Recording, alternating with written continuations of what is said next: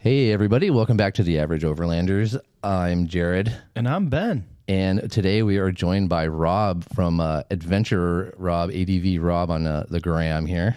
Yep. What's up, guys? Yeah. Thanks for joining us. Yeah. So I'm going to start with this. I feel like I'm at a Viking table with this setup you guys have. Right. Yeah, Crazy. Got all the beverages. Yeah. The scary part is they're all empty. So I don't know who mostly has the we're problem. working on them. I don't know who has the problem between the two of you, but might lead this way. This side of the table's a little rough. Yeah. It's been a couple months for me, so I'm definitely not the problem. The problem is they're getting empty. I need to refill them. That is the problem. Yeah. No, thanks for joining us. So people can find you at ADV Rob. Yep, just Instagram. That's probably the best way. That's what most people are doing. Anybody these can days. reach out there, DM me, whatever. I'll return that message to anybody, talk to anybody there, and that kind of thing. It's the best hub, probably. Yeah, definitely. Yeah. You always got some pretty funny little stories and shorts going on in there. Dumb stuff usually. Yeah, which is fun. I love it. Yeah. That's all my stories are, anyways. Yeah, that's the best. That's the point of it. You know? Let's have fun. Yeah. I personally would just be posting memes all day, so I try to slow that down and just try to post things that matter. Yeah. But they still don't matter. Yeah, nothing really matters, to be honest. Anyway. No, it's not as real. Right on. Yeah. And you're also you have Project Heal the Land, right? So Project Heal the Land is a charity. Okay. Right. And so we are a licensed charity, and this is my second charity that I've had. The first one I launched in 2011. And I was the director of that until 2020 when I stepped down to start Project Heal the Land. Nice. Right. Yeah. So the first one was I was in all family crisis. So human trafficking and wow. runaway locates and stuff like that. Before I started that charity, I was actually in that industry. Sad that you could even call it industry. I know, right? But honestly, all that kind of stuff is like, the same as like opening a 7-Eleven here, it's legitimate industry in other countries. Yeah, it makes a lot of money. Yep. Yeah. So anyways, 2011, I started that, ran it through 2020 along, coinciding with a couple MMA gyms that I had over the time. Cool. My career, I guess, would be an MMA guy. That's, I opened my first gym in 96. Oh, wow. Shit. Yeah. Back before, back in the MMA. early days. Before there was even such a thing as MMA. It was called, No Holds Barred was actually if you could even consider it a sport, it was the sport of it, right? Yeah. But yeah, it was back then. And I remember Tank Abbott and stuff, from early UFC days. Yeah, he was in the early days. Early days. Yeah, I had this student that, this dude was just the sweetest guy that you could imagine. He looked sweet. He had a beautiful family, little blonde daughters and a beautiful wife. And this is a great looking dude and all this other stuff. But he grew up 2 doors down from Tank Abbott's house. And he said when they would walk home from school in elementary school, they would get to the edge of Tank Abbott's property and then they would take off running to their house because stupid Tank Abbott would come out and always mess with them and beat them up. Oh, yeah. Oh, man. So no way, dude. Really? Yeah. Funny, right? Just trying to be nice guy. Tank Abbott ruins the day. Coming in. Shit. Well, that's awesome. So anyways, from 2011, 2020, I did that, stepped down. 2020, the idea was this. I spent my entire life in conflict in one way or the other, right?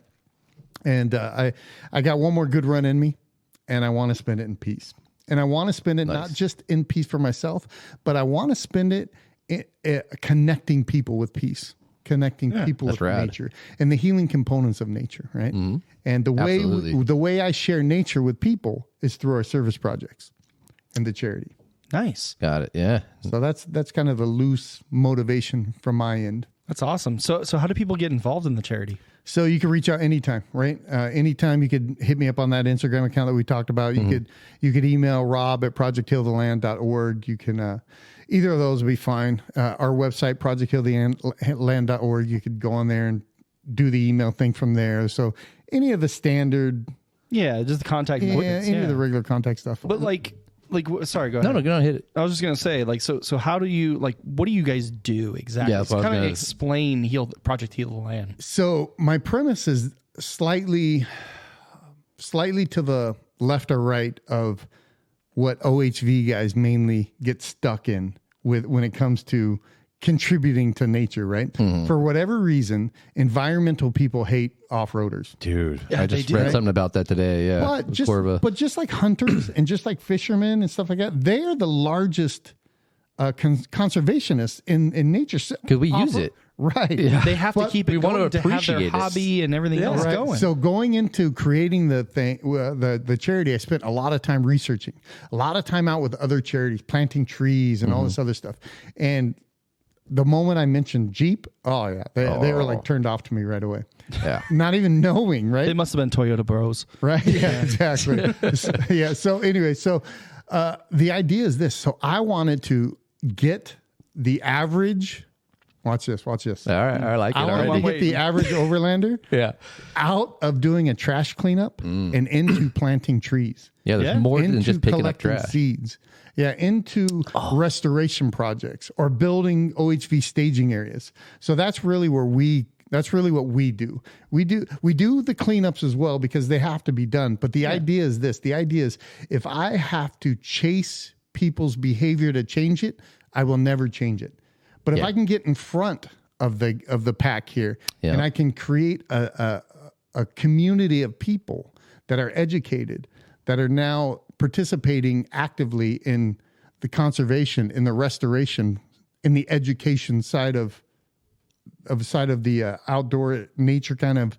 Yeah, I don't want to say outdoorsmen. environmentalist because it has kind of a weird, Yeah, it's more extreme. Yeah. has a weird taste to it. Yeah, but, yeah. But You're not selling Teslas. yeah, exactly. So, but if we could do that and grow that pool of people, now all of a sudden the community can start governing itself, and the dumb junk will go away by default because the good is right. Let's They'll respect the land more than, so they're not going to want to trash it versus having to come out and pick up after themselves. Yeah. So let's say back at the school, I have a guy come in. He's a middle-aged guy. He's overweight, and he says, "Hey, you know what? I want to lose some weight. I want to get in shape, and I'm not comfortable at the gym." Right. So there's two things I know about that guy. One, you're not here at 45 because you want to lose weight and you're not comfortable at the gym. That's just the byproduct of the issue. Yeah. The issue is some kind of insecurity that you have about yourself that put you where you're at. Yeah. That made you get to the point of wanting change. That's what we have to deal with. So we have to deal with that first. But the second thing I do is understand it took an entire life to get like that. I'm not going to change it. Yeah. Overnight. No. Right. By overnight. I'm not going to change it by having him stop doing bad things. I'm only going to change it by having him start doing good things. And then through the momentum of the small wins, the bad changes will change by default, if that makes sense. Yeah. Yeah. Totally.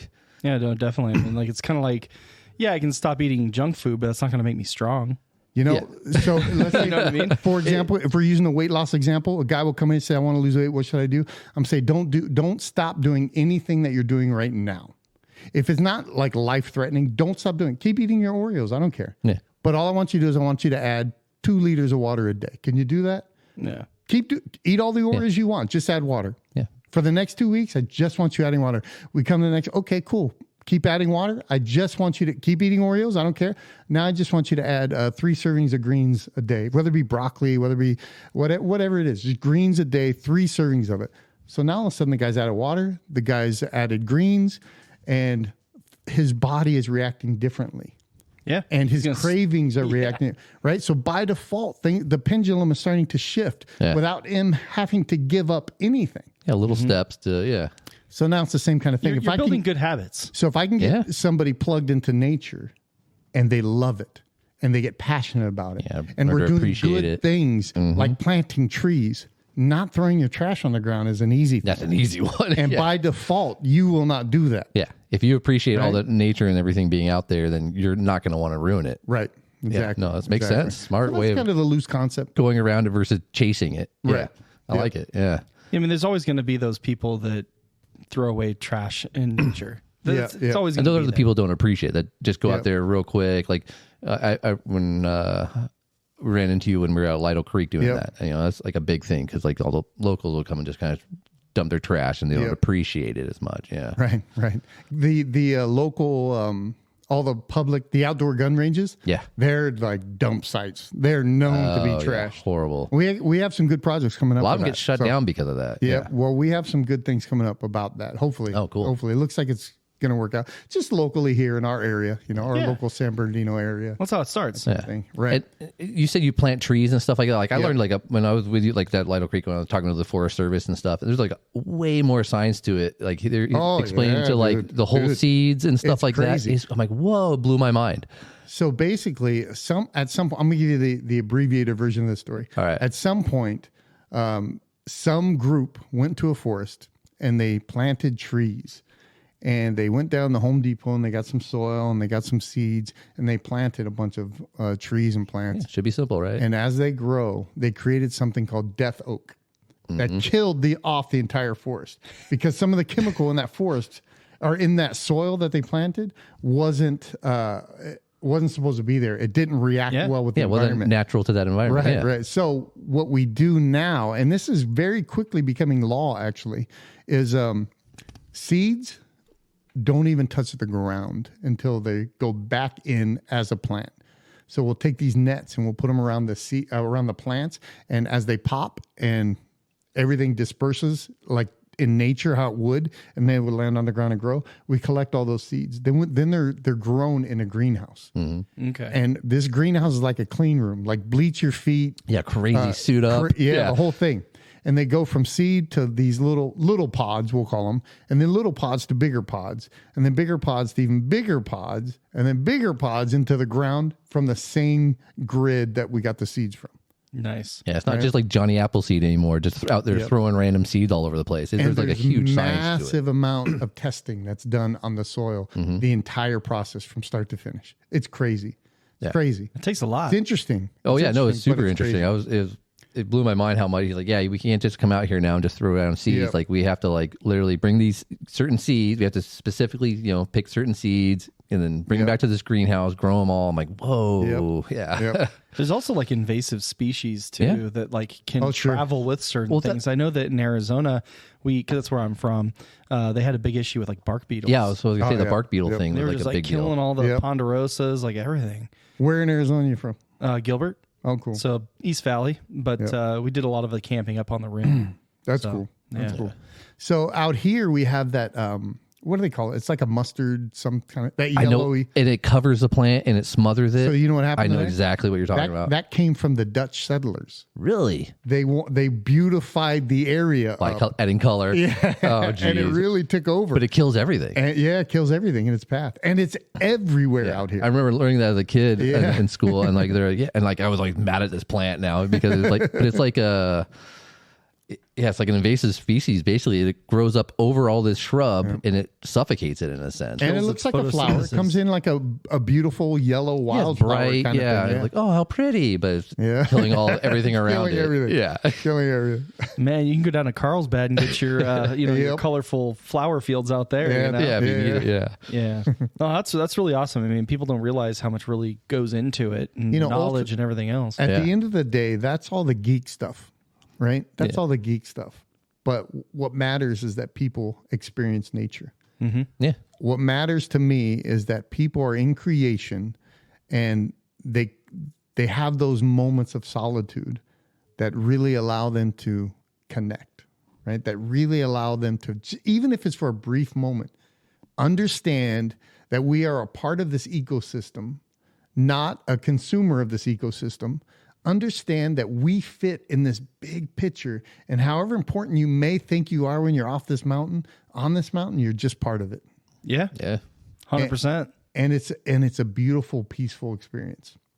I have a friend that we took up. This is like ex gangbanger girl and all this other stuff. She's in her 40s now, but she's never been to the snow. Oh, wow. And I was able to take her to the snow for the first time, and we went all the way up on Baldwin Lake side. Okay. If you go down, you know how like you follow that trail into what do they call that town down there? Pioneer Town. Yeah, whatever that trail is. Right? Yeah. We did a bunch of work Burns Canyon, on that trail. I just there and they had the new signage up. I was getting through that to put those fences on, that's all rock, dude. Oh yeah. It's brutal. anyways, so we take her up to the mountaintop on the snow. She saw fresh snow for the first time. All she could do, or the only emotion she could have, was to cry. Really? Wow. That's powerful, though. Because she's never seen anything that beautiful. We take for granted, we take for granted our nice lawns. Oh, yeah. But, you know what I mean? But have you seen his lawn? Oh, yeah. Wait a minute. Exactly. It's dark. Don't worry about it. So anyways, those are the moments that I love. Those are the moments that, not to mention, in nature humanized me again, personally. I was in a very ugly career. That was the worst side of humanity.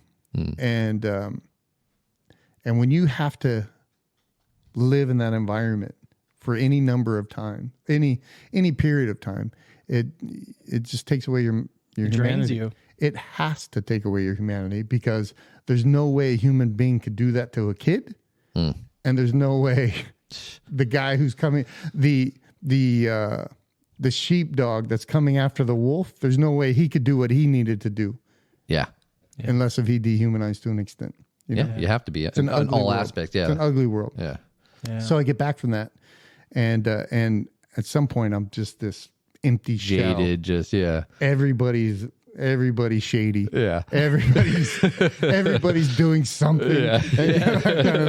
Right? Look at you with your hands in your pockets, looking all shady over there. So, but through nature, through my experiences and my time that I spent wheeling, I've been a wheeler for a long time. It really humanized me again, and there's so many healing components in nature that it just, what it did for me, if I can give somebody that experience, even for a moment, it's worth it 100 times out of 100. Yeah, no, I mean, I feel that too. I mean, that's why I go out. Yeah, right after my dog died, I made that post. I said, only nature can heal me. What kind of dog? I had a Maltipoo. Little guy. I'm a dog guy, man. Yeah. I like dogs. I love that dog. That dog was like the best dog I ever had. Dogs are better than people. 100%. Yeah. Every time. Yeah. Every time. Unconditional love right there. Love dogs, dude. Yeah. Love them. Well, so what kind of dogs do you have? So I just have right now I have a Black Lab Golden Retriever mix. Nice. Oh, cool. Got him. He's the first dog that I ever got from a breeder. Oh, wow. And he actually wasn't a breeder. It was a guy that was thinking of breeding. Oh, yeah. I mean, kind of, right? Probably. He was thinking of breeding, and before he made a decision, the dogs decided for him. Yeah, right? Did it for you. So this is this dog. I always will say, I have a Lab Retriever mix. I will never call it what it's called, which is a Goldador. A Goldador? I've never heard that. Yeah. If you're creating a species you have of to dog, rename it. Yeah. Dude, a Goldador? I thought it was going to be black gold. Yeah, something. I like that one. Yeah. Better than Goldador. It's ridiculous, right? Sounds like some Lord of the Rings shit. Yeah. Yeah, it really does. Before that, I had a dog. His name was Crumb. He was a little guy. That's a rad name. He's a little guy. I think he was probably half terrier and half possum. He was nasty. This dog was nasty. Did he hiss? And he was mean. He hated everybody. Oh shit. And this dog was so mean, somebody rescued him and took him back. And I rescued him for a second time. Oh wow. Poor little dude. Oh yeah, poor made guy. it, right? But I love this dog. Oh. And he That's loved all he me. needed was love. And he loved me. Yeah, he's a great dog. Great dog. That's so funny. Half possum. You just got a new dog, Ben, right? Yeah, I did. I just got a new puppy. I picked him up on Sunday. It's a golden doodle. Speaking of mixes. Yeah. So got him from some friends that my daughters dance with. Their family breeds them. So that's awesome. Yeah, the puppy immediately chose me. It was kind of funny because my wife had got him for me for Christmas. And I had no idea. The kids had no idea. Nobody had any idea. She didn't even tell her parents. Uh-huh. And she takes us on Christmas morning. We could drive over there. And she's like, I got you a new puppy, because she knew how much the dog meant to me that passed away. And so out of the whole litter, there was 9 of them. He runs over to me and starts like kissing me. So I was like, it's meant to be. And she even said, she's like, yeah, that was the one that was already, like, she had been bottle feeding it, because I guess the mom had an issue with the one of the nipples had burst or whatever, had to have surgery. So she had to go dry, which then they had to bottle feed the whole litter. Yep. So anyways, she got to go over there when it was growing up. That's kind of a disgusting moment. You really have to share the story, but whatever. Sorry. I didn't even know about his mom's nipples. Jesus.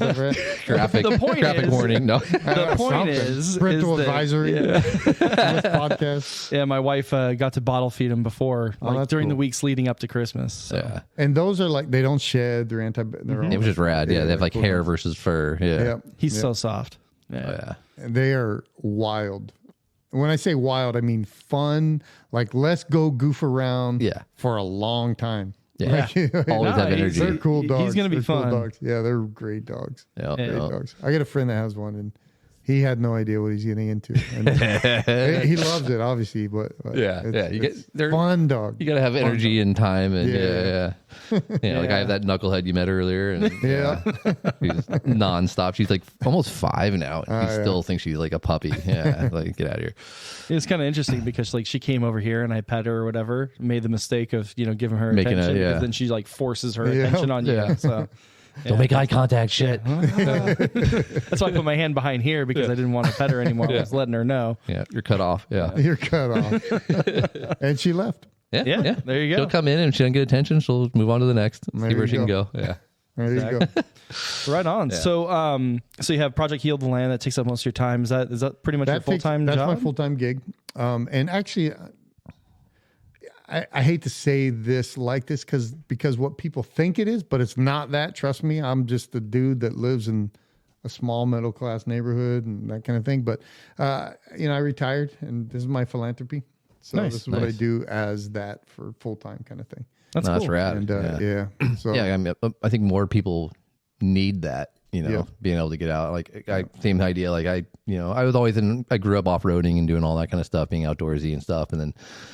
Life gets a hold of you, and you're like, I need a fucking 9-to-5 job, and I need a family, and I gotta just grind, and then you lose all that, and then like I had tragedy in my life and all that kind of stuff, and getting outdoors like helped me reconnect and get centered again. It is very helpful. Now like I need to be outdoors. So what is it that you do, career wise? I work for a construction company, a framing company, and I've been in construction for almost 20 years, and now I work in the office. I look at blueprints all day. I sit on a computer. Zoom meetings and emails and computer, just staring at a screen all day. And it's like, as soon as I can disconnect and get out, it's the greatest thing ever. There you go. You need that though. Yep. Early release Fridays are the best. Early release. Yes. Yeah. What about you? I do internet marketing, and I work for a company that does cruise line. It's a cruise line, and I can't say they're luxury cruises because that's kind of against their brand, but they're a high-end cruise line. And it's a lot of fun because I get to talk about dream vacations all day long. There you go. On the internet. You get to dream about, work on other people's dreams. Yeah. I've worked on every type of, client, and anywhere from financial, pharma, all the boring stuff that's very legal heavy and everything. And then now I came to this, and I'm like, wow, this is actually kind of fun. Have you gone on one of the cruises?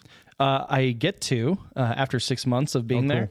I just started about like 3-4 months ago. Oh, there you go. Yeah, so I get to go see the world, wherever I want to go. Do they do an Alaskan cruise? They do. That's about the only cruise. That's the one I would want to do. Yeah. I want to go to the Mediterranean. Mediterranean would be rad. Not too bad. That would be too bad. No, what's cool. Unfortunately, you got to go there though before you can experience it. That's the problem. Yeah. See, Alaska's always been on my bucket list just because it's like so wild and raw. Yep. And just so bigger than life, really. But there's one cruise that we actually offer down to Antarctica, and it's called an expedition. And so it's like expedition cruises because you're actually like, it's a more science and learning based. And that's rad. Yeah. And you get to go down there and like see the penguins. And there's actually like, I think it was like Cambridge University partnered with them to have like a live science on board and everything. So it's pretty cool. So, that's cool. Yeah, that'd be a fun one. There was this documentary that was, it was actually it was a documentary, but it was about a guy who was sailing all over the world, and he wanted to sail through this specific, I forget the name of it, but the specific channel down in the Antarctica that you can only get through a certain amount of time of the year. And if you go and you don't make it out by that time, everything freezes You're around trapped you. in there. Yeah. It was a trip. It was a trip. Good movie. Yeah, That'd be cool. That'd be, I don't know. That's a little extreme, but yeah. Well, I mean, our ships, they sail down there during the good weather. Obviously, But they're also specifically built. They just launched within the last 2 years, and they're specifically built for like expedition. They also do it in the Great Lakes as well. They have like some icebreaker ships or some shit. I think their hulls are like reinforced and everything. They're pretty legit. That's cool. Nice. That's super cool. Yeah. So you drive a ship, don't you? I do. Speaking of ships, Big old Sprinter. How's that thing? So we ordered it January 2020. Okay. I got it. No, January 2021. I got it in August 2021. Okay. So it's okay. So before the chip shortage. Yeah. Right before. Yeah, I would say you got it Like at that good was timing. the last batch before, because I got this 10-inch screen, and like it's so hard to find the 10-inch screen in that Sprinter for a long time. I don't know if it's still going on, but I know that dealerships are just hyping it up to make more money. There you go. It was bad then though. Yeah. It definitely was. So anyway, so we got the Sprinter, and then I built it all out once, and I built it like I came from the Jeep world. I spent a lot of time building. My first Jeep was 1993, and I've had a Jeep ever since then. A YJ? It was a YJ. Oh. It was a YJ. I've had 3 or 4 YJs now. Really? Yeah, one of them I had as a build with, I don't know if you guys knew, but I had this website called venturethewild.com. Oh, no, I didn't know that one. Okay. Before my charity. I actually stopped doing it. And along with the charity, I stopped everything, including that. But it was a blog site. But this blog site I've had for like 10, 11 years. And so I've been in the industry. I was like one of the OGers back then. Yeah, no kidding. And, 90s. Yeah. You look so young. That's why you keep saying I retired. Stuff. I'm 52. What? I'm 52. Yeah. Oh, you still are young then. Yeah, well, I'm not that young. You look I a lot feel like younger I'm than that. 82. Right? All right. But so anyway, so when I sold my last martial arts class, probably early 40s, and I thought, I'm going to retire, right? I'm going to retire, enjoy my life. And that lasted like 2 weeks. And I'm like, holy crap, what did I do? You're bored. I'm bored out of my mind, right? Yeah. So I started this website. So I opened my garage one day, and it's full of crap is what it is. And I'm like, there's got to be a more creative, like something I could do with this space. So I built out a studio, and it was a rad studio. Nice. And I started this website called coolguystuff.tv. It was just for fun. Cool stuff. It was consumer tech, MMA, and Jeep and outdoor stuff. Oh, it's like a winning combo, dude. Hell yeah. So as that site developed, my MMA site blew up, and my Jeep and outdoor stuff blew up, right? So I got to a point where it's like, okay, this might actually be something. Yeah. So I got to figure out which direction I go. But again, I spent my entire life in that world of conflict. So I want to do this, right? Yeah. So I shut down the other 2 components, changed the name to venturethewild.com, and started a blog about that, right? Nice. And I would do travel type stuff, but I'd also would do like working with brands and that. And I think because of my experience with my martial arts school, and then experience with this small business and that kind of thing, I really learned a lot about branding. And a lot of the venturethewild.com website was a blog site that, I'd spotlight I call them industry partners in the charity, but my sponsors back then, their products, their stuff. TerraFlex been with me forever. Yeah, make good stuff. Yeah. And like there's companies that I've worked with for a long time, and I've worked with great companies. Yeah, you develop relationships with them. Big, hundreds of millions. They're worth hundreds of millions now. Yeah. It's when they started out small back, 30 years ago. Good relationships. Anyways, so that all launched, and that turned into its own business. But along with that, I kind of developed this niche on brand consulting, helping these small companies make that transition from company to lifestyle brand. Because in martial arts, you're the product. So you need to learn how to brand yourself and all that. Yeah, you got to sell yourself. Yeah. And then in this, the product is your, let's say, for example, you have a suspension kit, right? That suspension kit alone isn't enough to build a company off of, right? So you add a couple more products, but those products aren't enough to build a company off of. They're enough to build sales, but you have to bring in some something else to make your company a legitimate money-making company that's bigger than just the product that you sell, right? People will never be loyal to a product, but they will be loyal to people. So my niche was always to show you how to take or bring on a personality that you can tweak and create to be the face brand and create all these campaigns around. And then that turned into, once ambassadors came on the scene, because this is before ambassadors. Yeah, all the once ambassadors, influencers, not ambassadors, influencers. Yeah. Once influencers came on the scene, then I helped companies develop and execute influencer programs. Yeah. So they're all working together because. So you're into internet marketing too? Yeah, basically. Kind of, right? Yeah, So, right. and all of that was basically taught along my journey of just doing, right? Trial and error. So yeah. So I don't know. A little interesting thing is the origin story, right? Yeah. And I think it's pretty interesting. But back in 1993 Jeep that I had, that YJ, somewhere around the early mid, like 24ish, I was camping with my wife and some friends down at San Onofre. You know where San Onofre is? Yeah, totally. I was always a surf guy. Yeah, beach. Kind of thing. So, yeah, we were camping with some friends, surfing. I get up early to meet a friend for surfing. There's this diabetic guy who lives in Long Beach, or his parents live in Long Beach, and he lives in Oceanside. Okay. And he stopped off at his parents, and he wasn't feeling well because he's diabetic, and he wasn't feeling good. So he thought he could make it home. So he gets in his car, and he drives south on the 405. And he makes it to right before Christianitos, which is the exit that lets you off at Trestles. Yep. And right before that, he slips into a diabetic coma and he hits the center divider of the freeway, and that bounces him all the way up the off ramp. Oof. And he's now going about 65 miles an hour, and he T-bones me in my Jeep. In the YJ. In the YJ. Those things weigh what, 2,000 pounds? Loaded. Anyways, so the Jeep goes in the air. Oh. And as it's going in the air, it's spinning. And when it comes down, my head is in between the roll bar and the street. The whole Jeep comes down on the backside of my head. No way. Rips my ear off, crushes my jaw. Oh, shit. I was paralyzed on the right side of my body for a while, mostly because of inflammation. Yeah. Yeah. And the biggest thing it did, it took my memory from birth to that accident. Really? And it never came back. Really? Really? So At 24? yeah. So nothing prior to 24. That's No crazy. family. All my family lived out of state by this point. Wow. No friends. No schooling. I don't know why I like pizza and why I don't like asparagus. Right. You know what I mean? Some traumatic thing you don't realize. Zero life experience. That's zero crazy. life experience.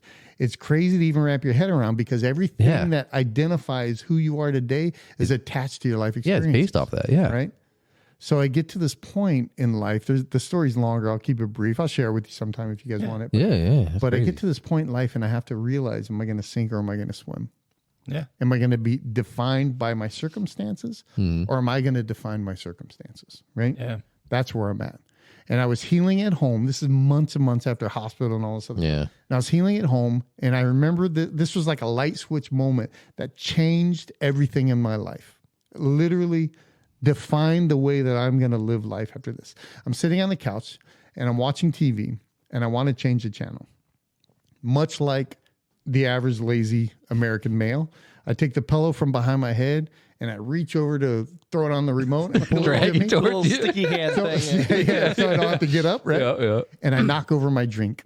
Off the coffee. Everybody had coffee tables in the 90s. I don't know. Yeah. So I knock over the drink and now I'm cleaning the drink up and it hit me like day and night. Like two things hit. I got two like life defining lessons from that moment. One is trying to take the easy way out of something Yep. cost me 5 times the time and effort. Oh, yeah. 100%. I'll never try to take the easy way out of anything again. And I haven't. Nice. Since that moment. The other thing is a little more metaphoric, but nothing ever falls to the ceiling. I knocked that glass off and it fell on the floor.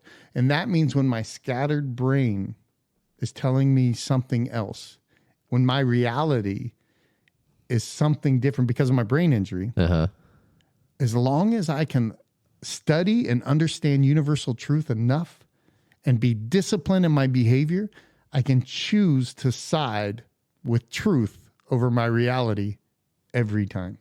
Okay. Nice. That's where people get stuck in life. They can't get out of their own way. Oh, yeah. they define themselves by their circumstances, right? Yeah, everything's against me, woe me, all this stuff. Right, yeah. right. Yeah. The sink or swim, exactly. So, but there's no, by the way, there's no such thing as your truth and my truth. There's truth. There's truth, and then there's interpretation. Yeah, of your truth. perception of it. There's truth, and then there's reality, which is your interpretation of truth. So you can say I have a different reality than you, but you cannot say I have a different truth than you. Yeah. Because nothing ever falls to the sky, right? Yeah. When there's a tight bolt on something, do you crank on it harder? Well, yeah, you probably do. But what should you do? You should go get a longer wrench. Yeah, right? yeah. When we're sitting around the table and I put my hand in your cup of water, what's the water going to do?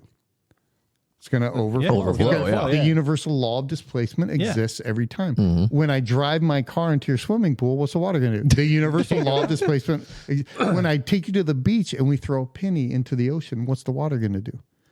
The universal law of displacement exists every time, whether we can see it or not. Small or big. I can bank on the universal law of displacement, no matter what my reality is telling me. Yeah. I just need discipline. Right? Yeah. Discipline we can do. Yep. It's hard. So right. One of the hardest things in the world. Yeah. Right. But we could do it. So right then and there I decided I will live my life never taking the easy way out, and I will throw myself into the study of universal truth, because at this point in life I have a brain injury, and along with brain injury comes things like depression, comes things like this overwhelming feeling of loneliness. Not to mention all the scattered things floating around my head because of the experience that I went through, right? Yeah. So I needed to I couldn't go back to my job. What did you do before? I was an auditor in the LA Harbor for like Nissan. Oh, geez. Couldn't do it. Yeah. I tried. I couldn't do it. When I came out of that, I could tell you 2 + 2 = 4. I couldn't show you how that happens. Yeah. I could talk, but I couldn't really share anything about the English language with you. One of the reasons I started that blog was because I didn't even know where a comma went in a sentence. No. I didn't know the difference between TO and TWO. Okay. Wow. Right? Yeah. Because I never went back to study it because I never. Yeah, at that point. You were already out of school. I was embarrassed, that I'm a grown man trying to make. What I could do though is I could fight. So because my muscle memory that was still there. My memory from my brain. It was my coordination, my balance. So I became a martial arts guy. I opened up a martial arts school. I threw myself. What kind of martial arts? Was it like a taekwondo? We called it Kempo back then. Okay, because Kempo was Kempo like the karate, street right? fighting type stuff then. Yeah, and I was self-taught, so I didn't really have any origins in tradition. Yeah. So like I brought on a couple people that were experienced in old martial arts, so I could create a curriculum to teach to the students. I never listened to that curriculum. I never learned it. And I sold it. I didn't even teach it. When I taught, I didn't even teach it. I taught the principle, right? Yeah, so if there's a choreographed move that somebody calls a self-defense move, well, you know what? I got a newsflash for you. That's not really a self-defense move. You're going to get killed if you try to do that with somebody punching you. You know what it reminds me of is that guy with the whole gun thing where I love that guy. I'll do this. And then they do all the remakes of it. The guy's just like, he stabs him. Right? That's 100%. Yeah. So, but what you can do is you could take the principles out of that technique, right? You could take the universal truths out of that technique. And then if I could teach you, I only have a problem with curriculum in traditional martial arts. Or way off overlanding, but in traditional martial arts, we said we'll go off topic. If it's being taught as self-defense, right? So I don't have a problem if it's a tool to teach you the universal truths that you need to master your body and defend yourself, right? Yeah. If I could teach you the way your arm works, you'll have a million different ways to punch, and you'll have a million different arm bars, because you understand the body mechanics of the arm. I'll use a technique to teach you those. Okay, I don't have a problem with that. Yeah. But I do have a problem with if somebody punches you, you do this. Yeah. No, you're going to get punched. Yeah, your handbook goes out the window real fucking quick, Yeah, dude. exactly. Yeah, well, what did Mike Tyson say? Everybody has a plan until you get punched in the mouth or something like that. Yeah, exactly. Exactly. That's right. Yeah. That's right. Yeah. No, that's So interesting. anyways. I mean, what I love about the gym or martial arts or all these other things, they can apply to so many different things because it's teaching them discipline. It's teaching you like to show up, be your best, and do your best, and try your hardest. I mean, going back to Overland, like showing up, cleaning up after yourself, not leaving it worse than you found it, type deal. And then helping out, like you said, and actually planting trees and making it better and appreciating it. It's all about discipline, just showing up. And that's true for everything: work, gym, health, all around in your life. friends. Life becomes happy when you change your intention to want to do those things. When the byproduct of your intention is to show up and do something, then it matters. When you show up and do something, it may or may not matter. It may or may not change you. It may or may not help. It might help the trash that needs to get picked up. But remember, I'm here to show you what you can have for yourself in nature. Yeah. And doing good deeds is like, it's not to be selfish, but like it's super rewarding for yourself. Isn't that crazy? If you go out and do a good deed, you like, wow, I actually feel really good. I got something out of it, versus like just helping out. But like, yeah, you get something out of it too. You're like, yeah, I felt good about doing that. So watch this. So we just coming through Christmas time, right? So think about the best gift that you received for Christmas. My puppy. Your puppy. Yeah. Think about that. This might That be one- the that- one exception. that'd be a tough one to be, because it's a puppy. But think about a nice gift that you got. Yeah. And think about how it felt when you got This it. is a rad gift. Yeah. And then think about a gift that you gave and how it felt when somebody Seeing them loved, opening it. when they it feels better. The universal law of giving is better than receiving. Absolutely. As it exists 100% of the time, right? I agree. Think about the last person you didn't like in the world, Okay. right? It might have just been I today. won't call him out right now, but And now think about the person you love most. Which one feels better? Yeah. Because the universal truth of loving is better than hating exists 100% of the time. So now if we can create the discipline to separate ourselves from our realities long enough, we can build up wins, and then we can start to change who we are.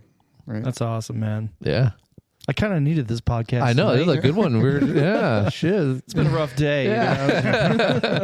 Inspiring. Learning a little bit. Yeah. I like it. So I mean, going back to your YJ, it got smashed and everything else. It Okay, so probably now check totaled. this I'm out. assuming, right? Yeah. So when I landed on the ground on my side with my head. It was spinning also in a circle because it caught me at behind the center point. So it goes up in the air and spins. Yeah. As it's spinning, it hits the curb, bounces back in the air, hits a light pole, and over the chain link fence and lands upright in the bike trail that goes down the trestles. Okay. And I wake up to this Middle Eastern voice. Hey, your Jeep's on fire. Your Jeep's on fire. You got to get out. I got more problems than that. You but got to yeah. get out. So as my world's coming into focus. Oh, you're still in the Jeep. Yeah. Okay. Yeah. At this point. Yeah, Yeah. I'm in the Jeep. As the world comes into focus, I have to get myself out of the Jeep, walk a couple hundred yards away, and keep myself from going into shock for 47 minutes Why before did the it take so paramedic long? It took that fucking long. Oh, sorry, my language again, but yeah. Took Holy. that long. That Wow. long. 47 minutes. And all I could do is assess my body. I remember assessing my body and knowing that my jaw's broken, that if I go into shock, I'm dead. Yeah, I'm it's a gonna huge amount drown. of pain you're I'm in gonna as drown. well. Yeah. I mean, Yeah. wow. And then I don't remember the pain. Yeah. Your body shuts that off at a certain point. Yeah. Fighting the desire to vomit, fighting the desire to lay down and go unconscious. Yep. But I don't remember pain so much. I think in that moment you don't feel All your I've Adrenaline, been in dude. gnarly accidents, same thing, broke my back, all that, and like you don't feel it. All the adrenaline's keeping you going. Like, sure does like, hurt later though. Yeah, the next day you're like, holy, oh my god, yeah. So Everything then, hurts. Yeah. So then I'm sitting there. I'm just letting I'm sitting on the curb with my head hanging over, letting the blood fall out of my mouth because I can't swallow. Yep. Yeah. And then 47 minutes ish later, the paramedics show up, and then I slip into a coma. Wow. Whoa. Yeah. Well, keynote here is don't get in an accident in your trussels Yeah, you gotta wait fucking 47 sure, minutes. Holy shit! Oh, was it like late at night or early no, morning? it was early morning. Early morning, like 7. It wasn't like Oh. Yeah, that shouldn't be. The guy who told me that, hey, you got to get out. He called 911, and then he bounced. Oh, he didn't stick around. He didn't stick around. Whoa! I got I'm out. No I gotta go to work. Yeah, I'm late. Hey, but you know what? Yeah. He made the call. Yeah, at least he called for you. He made the call. Wow, Yeah, that's crazy. So, I mean, the Jeep was totaled, I'm assuming. Jeep was and you decided to really get cool. another Jeep after that. Then I've had a Jeep ever since. yeah. Well, here's what I say. Everyone says, "Oh, you decided to get it." Yeah, that Jeep saved my life. Yeah. Yeah, totally. Imagine what would have happened if I wasn't. I did the same You're in thing. a coma, man. Yeah, I was in an F-150 when my accident, and like right after that, first thing I bought was another There F-150. you go. I'm like, There that you go. fucker saved my life. I'm Yep. sticking with it. But Yep. So then I built. I built a couple YJs. One of them was with. Have you ever heard of J.C. Whitney? yeah, Yeah, the magazine. I did a partner with those guys. Oh, okay. And then another one I did another project one with somebody. And then my last one I built just within a few years ago for myself. I really liked it. And I've had a couple TJs, had a couple LJs. Oh, you had some LJs. Yeah, I Huh? had 2 LJs that I wish I would have held on to. Yep. But back then, they were new. Yeah. 2006, 2005, 04, 06, right? whatever. Yeah. They were new. You build them. These stupid things get like 9 miles per the gallon. You're like, I can't do this thing, man. I got to get rid of this thing and get it something else and promise yourself you're not going to build it up again. yeah, Right? So, right. Yeah. So, That's why you get 9 miles per gallon. Yeah. I had a yellow one, and believe it or not, I got rid of it because of the bees. Oh, really? They're attracted to it. They were attracted. I had to a it. yellow TJ. Did you get a lot of bees? No. I was going too slow. I've always, if it's not raining, I'm topless and doorless, right? Yeah. And for whatever reason, I think we get a lot of bees. I didn't think there's I've anything seen that to though. the I've seen color, I've seen that with like bright colored vehicles and stuff. We'll be hanging out and they'll all be landing on them and stuff like Weird. that. Yeah. Yeah. weird. I've never had a bright colored. I don't think I've ever had a bright. Oh no, I've had like red trucks and stuff, Yeah. but I don't know. You haven't had yellow, though. No, yellow must be the key right there. Yeah, I had a yellow TJ. Mine was a 2000. It was a Eldorado built by you go. Curry. It had Atlas 2 and everything, supercharged, actually. I worked with those. The rock jock version side of the family on one of my JKs and on one of the YJs too. Nice. Because they started back in the YJ world, right? Yeah. They were innovating in the YJ introduction of the TJ era. Mm-hmm. So it was, they're a good family. They make good stuff. Good product. That's awesome. Yeah, no, the TJ was great. I just, it was a little bit much and, it needed a lot of work. And I was just like, okay, I'm going to get rid of it. So recently, there's this person down the street, and this probably 6 years ago, my neighbor said, I want to buy a Jeep, right? I had a very obnoxious Jeep at that point. It was that JK, my 4-door that I converted to a truck. Yeah, like the That thing's Bruce rad thing. though, It looking was though, cool. man. And it was, trust me, it was super rad. I built that thing right. That thing would get 17 miles to the gallon all Really? day. What? Yeah. Had it gear right, had it weighted right. shit. It was dialed. Anyways, my neighbor's like, I want to buy a Jeep, but she's not going to buy a Jeep like that, right? Yeah. So I say, buy a TJ. A TJ is a great Jeep. That probably iconically is the best Jeep ever made. If you have All my around, opinion. yeah. That's My what my opinion. brother will not sell his. He's got the Patriot Blue TJ built up and everything. There He you go. refuses. I tell him to sell it all the time. When it was at its peak for like value, Yeah, he's like, no, I'm got never the money selling for it. But you know what? You're right. It's that inline 6 4-liter. That thing's bulletproof. 4.0. Yep. So she's like, oh, okay, I'll go buy one of those. So I helped her find this Jeep, and it had 63,000 miles, original miles. Not bad. It was a 2004, and it was that brown color that they make, the great color. Yeah, yeah. And it was bone stock. So it was Nice. all old school stock. So she's like, okay, cool. She buys it. And I said, hey, look, if you ever saw that thing, let me know. So even when she I comes see where to this is me, going. even when she wants to upgrade something, she comes to me and asks me, what should I upgrade? I'll do a Terraflex 2-inch.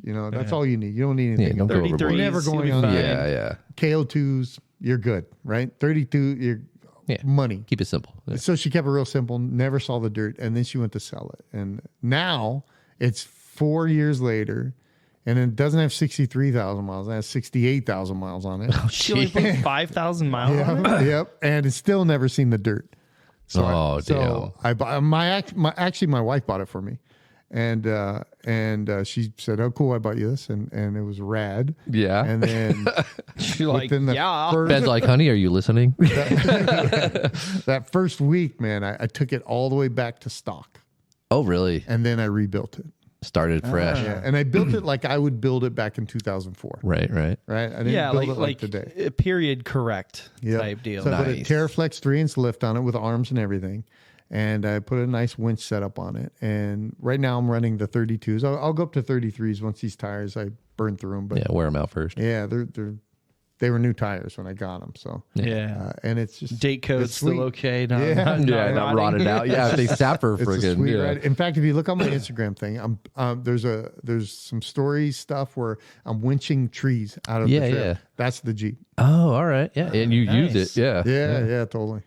That's That's rad. awesome. Yeah, I like that. I mean, I actually started my 4x4 career in Jeeps. There you go. I bought a 2-wheel drive XJ. Oh, I love XJs. I had an XJ too. Yeah, and my 2001. buddy said, "Hey, let's 4-wheel drive it." So we did a whole junkyard swap on it. Oh, it was cool. the clean because those were unibodies. Yep. And a lot of the XJs you saw were like that were 4x4 were actually like kind of tore up. The doors didn't line up. The gaps, the body is just twisted. And this was so clean. That's one of the ones that got away from me. So XJs are cool. You said cool you had an builds. XJ, right? I did have an XJ. I had a 2001 XJ. I didn't do a whole lot to it. I just did a couple little things. And at that time, I would use it for my daily because my Jeep was getting 9 miles to the gallon, So you're like 11's better than So 9. I buy, a 12 miles. Yeah. Way better. Yeah. Our assistant director, you guys know he is, Yeti. Oh, yeah. He's building an XJ right now. Oh, shit. Pretty All right. rad. Nice. Pretty rad, yeah. I love That'd be pretty XJs. sick. You could check it out. I just watch it. His Instagram is the man called Yeti, right? After every word is like an underscore. So the underscore man underscore called Yeti. It's Instagram, yeah. And there you go. So, But not yours. Yours is ADV Rob. Yeah, simple. Flow. Yep. So, anyway, so follow that along and you could check out that XJ. Yeah, the build He builds process. some cool stuff, man. That guy. he does. That guy, cool. Anyways, so That's awesome. yep. Well, Yeah, I never really had a real. I mean, I had a Cherokee. That's a real That would be the XJ. Yeah, That's an XJ. So. Unless it was a Grand Cherokee. it was a Did you have a Cherokee Grand? Chief. Oh, Chief. Yeah, Oh, that was like that's cool. XJ. yeah, That would have been fun. yeah. It was rad. I had the I had a 4.2 Grand Buick Cherokee or too. something. No. It wasn't. It wasn't that big old bodied one. It was just like the standard one, but it had the inline 6. Yeah. and just bulletproof. Yep. Love that thing. But yeah, Cool. We I didn't do anything with it, though. I left it prices stock. on XJs, by the way. Yeah. This conversation. yeah, yes. I'll tell you what, though, there is not. I've been through it all. I've been in the industry. I've seen the evolution of the rooftop tent in North America. In our You've industry. seen the blow up of I've seen it all. overland. I've seen it all. I've done it all. I've tried it all. There's no better way to camp than in my Sprinter. Oh wow, that's It's the best, dude. It's Let's so talk about this good. Sprinter right now. I It's want to hear so about good. this. So I bought this Sprinter, right? And I built it out once and I ripped all of it out because I found this company. Did you buy it at the shell, like a bone? Empty. Yeah, Bone okay, yeah. stock. Okay, let's start from the ground up. Was this like a 4-wheel drive, I'm assuming? So here's what I went in. I went in and bought a 2021 Okay. 4-wheel drive 144, which is the wheelbase. Yeah, right? yeah. So the shorter one. The shorter 170 is the longer. Tall, so I could stand in it. A high boy. Hi, boy. Yep. Yep. Cargo, so nothing in it. Perfect. There wasn't no windows. That's even. perfect base right Right? there. Yeah. Yeah. So from there, I put in window. I built it out. I put in windows. You did it yourself? Yeah, yeah, most of it myself. And then with some friends, I have a cabinet making friend, and we made some rad cabinets and a bed system I got up in there and all that. And then I saw this company. Actually, I'm wearing their hat. Oh. Called Lost Highway Custom. Yeah. All right. So a great dude. He actually, but believe it or not, is one of the. He never even talks about this. I don't know why. It's to me, I would cash in on it if I were him for my brand. But he's one of the original 8 KOH guys. Oh, wow. really? Yep, his name's Brett Porter. No way. Look him up on YouTube. You see this old 80s, 90s looking guy rolling Jeeps through KOH, right? He's one of the original. Anyways, Wow. So he owns now Lost Highway Customs, and they manufacture aluminum. So I made all my stuff out of wood, and I did the Heavy, birch. but it's I did rad looking. Yeah. I did everything you're supposed to do, right? Glued, screwed, 3/4 inch plywood, but just doesn't hold together. It's still wood. Yeah. At the end of the day, it's still wood and it's going to go. So I'm like, hey, whatever. I wanted the bed a little lower and I just wasn't happy. I built it like I built first a iteration. Jeep, Yeah, you want which was like minimalist. I'm a minimalist in my stuff. So I built it like lightweight, super minimal, blah, blah. And then one day I was in this stupid Sprinter and I thought, why did I build this like a minimalist? I got an RV here. You're bougie right now. Come on. I don't even have running water in this thing. What? This is ridiculous. How do you live? Yeah, I'm a savage. I'm over here in my ground tent. I live like a Neanderthal in this thing, right? So I just tear it all out. Start again. Yeah. And I started again with Lost Highway Customs. They got rad stuff and it's very DIY friendly. So That's they cool. make the components and you can still install them fairly Oh, you can do it easily. yourself. Yeah. They will do the install for you, but it's also super easy to install. Yeah. So if you're a little handy, you know. Yeah. And it's all aluminum Okay. and it's all riveted aluminum even. Oh, nice. So you don't have to worry about any of it. It's got a No nice welding, powder coat. nothing. Yeah. They're beautiful stuff. So now I have a nice bed system.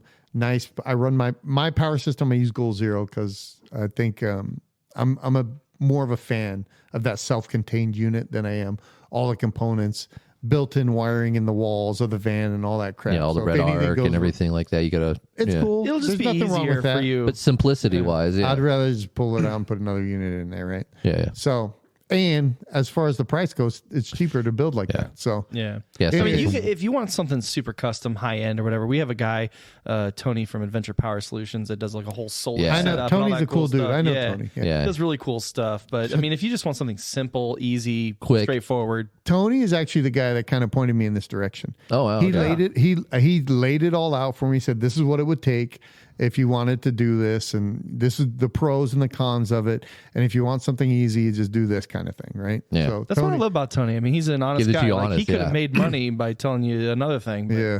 Yeah, he's gonna help me with my camper build out here soon. Yeah. And another thing about Tony, he does it right, Yeah. Yeah. which is no easy way. it's out, sad. right? Yeah, Yeah, it's right. sad that's not the norm. It's Yeah, a rarity. that's a surprise, But, yeah. I like Tony a lot. I like Tony. he's a lot. good guy. Yeah. Anyways, so Lost Highway Customs, I buy all the components. They actually help me put them in and stuff. But once I see it, it's like, Oh, I could have done that. Yeah. it's easy, right? Yeah. So now we have a sink, 20 gallons of water, a pump on the shower, a full bed, got the heater going, got the power fan and lighting, and I could stand up and put my clothes on in the morning. It's nice. Yeah. And you're not a short dude. No, either, so, yeah. you know, Yeah. got that high boy. Yeah. Yeah. Yep. That's So awesome. It's the best. What color is The it? best. So I let my wife pick the color. Because Smart. Yeah, So, yeah. Yep. Are you happy with it though?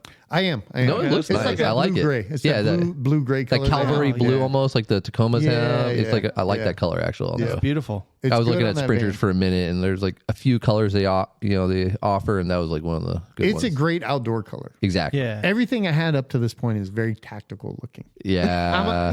That's that's my style also. It's yeah. my style. Yeah. It was my lifestyle for a while. I Yeah, come out yeah. of that world. Everything is just that, right? You still have the multicam on the hat right Yeah, now. yeah. You still gotta hold on to a little bit of it. So, but anyway, so I let her pick out the color, but it's a great outdoor color. I love the color. Yeah. And then the inside is like this gray. It's got a couple splashes of orange in there, and Some the wood I accents. used is bamboo Oh, rad. for the That's sides nice. and stuff. Yeah, it's really, really, really nice. Yeah. And again, I am a minimalist, so it's a very simple build and design, which I love. Does she go camping with you? Yeah. Oh yeah. Yeah. Oh, that's cool. It's awesome. And she's more hardcore than me. She'd be in a ground tent if I would be in a Yeah. ground tent. But look, going through what my body's gone through, all of the You cycle paid of my life. plenty of dues, man. I don't need to, Yeah. I'll go for one night, but don't ask me to get up in the morning because I can't get off the ground. Yeah. Stiff. So- I've done my time on the ground. I've Yeah, done exactly. I like the creature comforts these days. Well, that's why I was Yeah. getting a 4-wheel camper. Yeah, exactly. That's my favorite camper, by the way. Oh yeah. The 4-wheel camper. Yeah. It's Favorite one. a couple weeks, 2 weeks now. Are you counting excited? down. Yeah. Oh yeah. That's Excited and a little nervous because like now it's like it came a month early and I'm like, Sweet. oh, yeah, sweet. but I'm not prepared at all. I'm like, oh shit. He calls me up. He's like, hey, Ben, what are you doing on this specific weekend? Yeah, what are you doing in a week I from know now? where this is going. For the next 3 weeks. Yeah. He's like, I need help lifting off this rack and blah, blah, blah. And I'm like, Yeah. We got some build out to do. So yeah. 4-wheel campers, it's so nice. It's so nice. Yeah. It's pretty much dialed in. I mean, we just got the shell model because we're going to build it out ourselves. Same idea, and as we go, but yeah, very cool. Pretty dialed. Yeah, we just went on the Mojave Trail over New Year's. I love Mojave. We had some friends that I met, friends of friends that came, and they had a big old like diesel 3500 Dodge Cummins. They had the 4-wheel camper on the flatbed. Yep. And that thing was just gorgeous, and they were so comfortable. It was like raining and everything, and they're just like cool. Making like waffles and eggs and stuff in the morning. I'm over here like freezing. Dude, I'm telling you. You got to up your game. Yeah. You got to up your game. Got to up my bank account to afford that game, Some Lux Landing and Now that is Lux Landing. What do you actually drive? Me personally? Yep. I have a Chevy Colorado ZR2. And then do you have a shell on it or anything? Yeah, I got the alu cab shell and everything. Then what are you talking about? He's got it nice. It's not. I'm not complaining. Don't get me wrong. I used to have the rooftop tent. Why are you in a ground tent? Because I used to have the rooftop tent. I'm not going to name the brand, but I wasn't happy with it, me personally. And I ended up having shift pods. So I already had CVT. CVT is great. They make a lot of great products. And there's a lot of other brands too. There's a lot of tents out there. I just don't like the weight. What's the other one? GFC. Yeah, GFC? That's what Tony has. Yeah, those Go things Fast. are awesome. Okay. Yeah, those are nice. Wedges. What are some other brands? There's all kinds, man. I know what it is, but with all of them, man. Yeah, but we got iCampers. I we would got all love to have of a them, GFC, but those are tell like me what brand you had that you weren't happy with. It was an armor from the desert, and what is that? It was desert armor. It was a specific model. They actually have some really great tents. I have one of theirs as well on my truck, but it's a different model, and I think it's just a difference in models. And I love mine. The one I got, it was just poor quality, and it wasn't their fault because they're just outsourcing it, and they get it in, and then it ends up being poor quality. And they actually offered to replace it with the new model that fixes a lot of the issues, but I was just kind of over it at that point. But they do have a really good model that my other fellow ZR2 friend has. That's the what was it, the metal one? Oh, the Ninja. The Ninja, yeah. And he says that's like literally the best tent he's ever had. Yeah. All right. So first of all, it was their fault because they still are responsible for their own product going out their own I'm brand. trying not to trash them. We're not trashing them, but on the same sense. Well, they tried to make it better. The owner is very nice. He was very willing to work with me. And then I got their customer service email, and it just was not not agreeing with me. Let me put it that way. There you go. Because it was a different person. Yeah. Yep, there you go. Yeah, if you meet him in person, he's great. He's like willing to do whatever to make you happy. But yeah. But then I started dealing with whoever's on the other end of it, and it was not a good experience. I'll tell you that much. There you go. Yeah. There you go. So yeah, but I'm ground tent gang again. But you're in a shift pod. Yeah. I'm in a shift pod mini. So you can still have a heater and you can still have all that. Oh, yeah. No, it's insulated. It's a nice tent. Yeah. We were out there and it was like almost freezing. It snowed on us that day and sleety snow. So it was like 30s and I was perfectly warm. I didn't even have a heater on. There you go. So I got a 0-degree bag and then a wool blanket, 4-pound wool blanket. Yeah, I saw on your Instagram, Rob, that you're in Mojave as well, and like I think you're in the same area because like I've never been to the Pines on Mojave Trail. Yep. You haven't? No, like I've done like the Heritage Trail and all that kind of stuff, but I've never been in these pines that you've been to, and you're like, oh, it snowed on it, and like I saw you were up there in the snow as well. Full snow. Yeah, full snow. Yeah. It dumped. We were on the lower level, but you can go all the way up. That's where we normally go. I need to go up there. I've never been to the Pines in that area. It's beautiful. It's beautiful there. It's not like a huge area where you're like, oh, this is I'm up in the woods. Yeah, but it's a little patch of You can all you can explore the whole area in a couple hours and okay, rad. At least enough to go back down on the trail and be happy. You checked it out. And stuff. Yeah, I've never been up into that area. There's so much out there. Like there's so much out there. Do you take the Sprinter up there? I haven't yet, but you know what I did? Have you ever been in Anza, Borrego? Yeah. Oh, yeah. Have you ever been down Diablo drop off? Yep. I was just there. I took the Sprinter down it. Really? Oh shit! It was all sketchy, these dude. dudes in their Jeeps, like Okay. I got a story is that, for you. is that a Jeep actually. badge trail? No. So Diablo drop off. I went out there for off road. There's some friends of ours, and it was Kristen's birthday, and so we went out there and we went up to the Diablo drop off area, and we were just kind of testing out some stuff that they had some products coming out, and there was this Sprinter van that was a 2-wheel drive Sprinter van. Yep. Fully loaded. It had a front winch on it.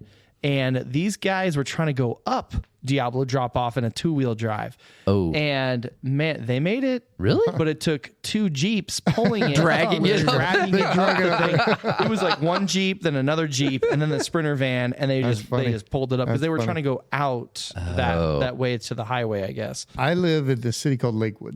And, Okay. And I'm driving down the street and I'm going over the riverbed that runs, I think it's San Gabriel Riverbed. It runs all the way from the mountain all the way down to Oh, Seal so you Beach. live far. Yeah. So, and one of the giant city trucks high centered in the riverbed. So he's like, I go, hey, you need some help getting out there? I go, I got a brand new witch. I need to try it out. I've been anyways. waiting to use. Yeah. Yeah. So he's like, yeah. So I went home. I got the van and went back and drove in there and those things are beefy, dude. Those are big van and Yeah, they're heavy. it's easy. It was easy work. And this was a big city truck and it was easy work. Yeah, we were pretty nervous with that winch line because you've seen some disaster recoveries. Was it cable? It was cable. Oh, really? And that's how they were doing it. We were like, "Oh, this is sketchy." I'm gonna stand back here. They Yeah. didn't back throw it up. anything, We're like, they didn't "Oh." throw anything over the cable or anything. I was yelling it nothing? out. I was like, "Throw at least a T-shirt on it or Something. man. Yeah, Like, that thing snaps. Snap's gonna whip and kill." So, anyways, sorry. Probably would have killed whoever took the T-shirt off and threw it over that Yeah, hill. probably right. It reminds me of those takeovers, those street takeovers. Yeah. Oh, dude. Yeah, I was like super impressed with like the Sprinter vans and like their capability. Like we had They're so capable. Dude. our buddy Adam had one. We just did like a little fire trail road and like there's a few little ruts and stuff. I'm like, oh, I hope he can make it behind us. I'm like, no, he was flexing around, just bouncing through He had everything. small tires too. Yeah, he he could have done bigger. So really, what the thing that limits most in the type of terrain that we have out here is clearance. Yep. Yeah. Yep. So if you got enough clearance and a 4-wheel drive, you could pretty much do a most lot of stuff, stuff, right? But the one thing I don't like about the Sprinter is it's so electronic.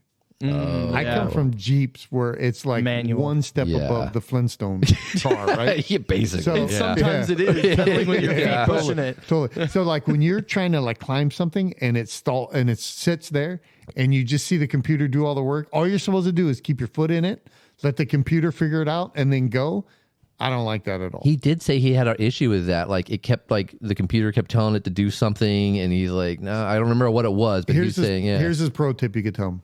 First thing he wants to do from this point forward is YouTube how to turn every sensor that Everything you off. can off. Because Keep it the manual. traction control you'll die in a Sprinter Yep. if you don't turn that traction control off. Because you'll be climbing something and it will just kill your acceleration.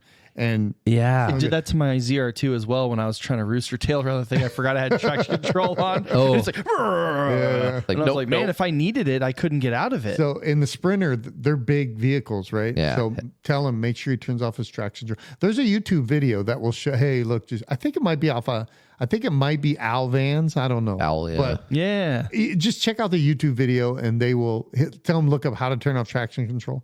But that's a huge thing. Have them turn that off before Before you get into trouble. Yeah, when you really need it. Yeah. right before you get on the trail, turn it off. Yeah. Yep. No, that's a need pro for it. tip. Yeah. Yeah. I mean, even just driving my commuter car, right? I got that little 2023 Kia Oh, there Forte. you go.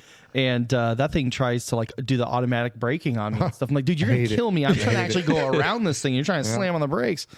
Yeah, I don't like any like the new technology. Old school is better. Like all the new like the lane departure, like when it corrects you if you start to swerve. Yeah. Oh, hate I had it. like a I rental car have that that. did that. It kept I trying hate yanking me over into the Yep. lane. I'm like, dude, what the fuck? My the Kia does Sprinter that has too. all of that. There you go. So I also like my dash already looks like a Christmas tree. Because I changed the bumpers, so there goes all the sensors. all the So sensors now are my airline's gone, up. yeah. My brake assist won't work through the metal, so it's on and yep. it doesn't work anymore. And the only thing I can't get rid of is this thing I hate is that dumb lane assist thing that you were Yep. just talking about. Yeah, that shit drives me nuts. You know what? I actually kind of like it sometimes. You probably need it. You know what's funny is that some people do need it, and I wish they had it on their vehicle. Yeah. There's so many times people drift out of their lane, and you know, I'd say a good 80% of the population needs it, but I don't like it sometimes. But sometimes I do like it. I'm not gonna lie. Sometimes I'm testing you driving. When you're not getting off the off ramp and you just kind of drive straight and your tire barely is going to go over the line, and it throws you in the middle. It's like, come on, dude. Well, you can turn it off on mine. You just hit a button, but then it'll yell at you though. It has lane departure warning as well. You can turn it off, but you got to do it before you. Know that you're So it's like, oh man. Every time you get in the vehicle, you're like, I'm gonna turn all this shit off. You can't leave it off. There's got to be a fuse in there I could pull somewhere. And then you just get one more light on the dash. Oh, I got plenty of lights. Dude, we went to Taco Bell right before you got here, and I haven't ridden in his truck in a long time.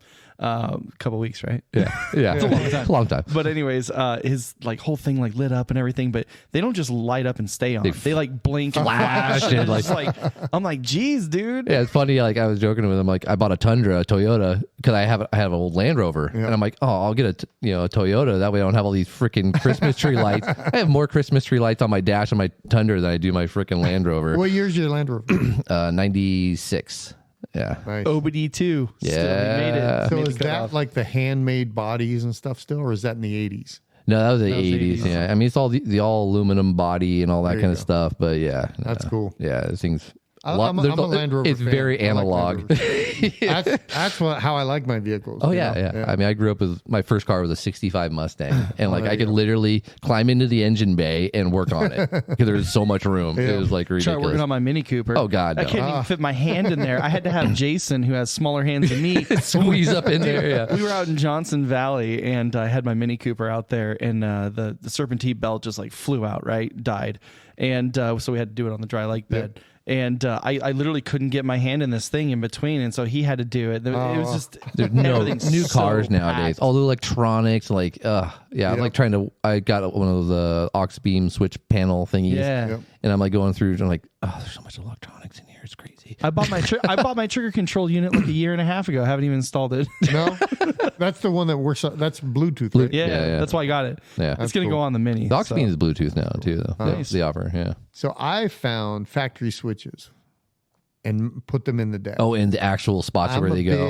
That's clean. I'm a big OEM guy. Yeah, if I had enough little locations to put the actual switches, that's what I would roll with. But I actually on my ZR2 I have a switch for the rear light because you can turn on like bed light, but since I have the cab, it's kind of like pointless. Yeah. And I think they actually disconnected it because they ran it to the third brake light or something like that. But anyways, I'd like to use that switch and have some like fog lights on it or something. Fog lights, chase light in the back, something. Yeah. Versus like the Land Rover, I ended up adding lights all over the fucking place. So I just put the little toggle switches, all the old school. Tell them about your Toyota Tundra toggle switches. They're just dangling. Oh yeah. literally just like dangling wires with like just flopping down. I'm like, oh geez, this is bad. That's why I got the aux beam. Yeah, I need to clean it up. It's bad. Nice. So that's all part of the fun, though. Yeah. It's until shit breaks. You're out there yelling at your truck in the driveway. My neighbors love me. Yeah. 90% of the fun is in the build. Like doing it, like getting your new parts in. Yeah. When the brown Santa Claus comes, which is the UPS. Yeah. Or Amazon shows up in their sprinters. Yeah.